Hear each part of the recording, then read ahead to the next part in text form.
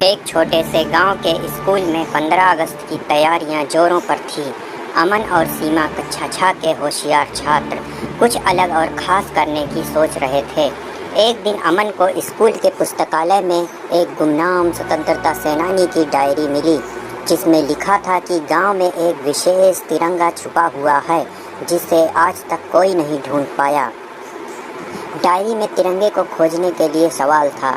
पहला संकेत था, जहाँ नदी की धारा ने वीरता की कहानी सुनी, वहीं छुपी है पहली कुंजी।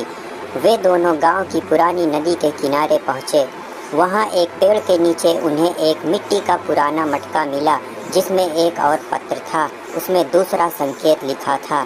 दूसरा संकेत था, जहाँ पेड़ों ने संघर्ष की गवाही दी, वहीं छुपा है दूसरा संदेश। उन्होंने सोचा कि यह गांव के पुराने पीपल के पेड़ की ओर इशारा कर रहा है, जहां कभी गुप्त सभाएं होती थी। वहां पहुंचकर उन्हें पेड़ की जड़ के पास एक और पत्र मिला, जिस पर लिखा था, तुम जीत के करीब हो, अंतिम कदम उठाओ। अंतिम संकेत था, जहां देशभक्तों ने सपनों का बीजारोपण किया, वहीं मिलेगी तुम्हें स्वतंत्रता की अनसुनी आवाज़। अमन ने सोचा कि यह स्कूल की पुरानी कक्षा की बात कर रहा है, जहां कभी स्वतंत्रता सेनानी बच्चों को पढ़ाते थे। दोनों स्कूल के उस पुराने कक्षा में गए, जहां अब किसी का आना जाना नहीं होता था। कक्षा में ध्यान से देखते हुए उन्हें एक लकड़ी का संदूक मिला, जिसमें एक ध्वज मिला, जो आज तक किसी ने नहीं देखा था। वह ध्वज आज़ादी के उन नायकों का प्रतीक था, जिन्होंने अपने सपनों को इस मिट्टी में बोया था। 15 अगस्त को अमन और सीमा ने उस ध्वज को पूरे गांव के सामने फहराया।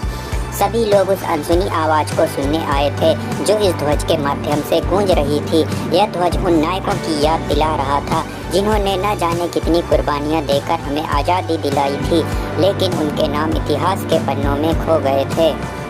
सीख: आज़ादी की कीमत उन अनगिनत गुमनाम नायकों ने चुकाई है, जिनकी कहानियाँ शायद हम कभी न जान पाएँ। हमें उनकी कुर्बानियों को कभी नहीं भूलना चाहिए और उनकी यादों को संजोए रखना चाहिए।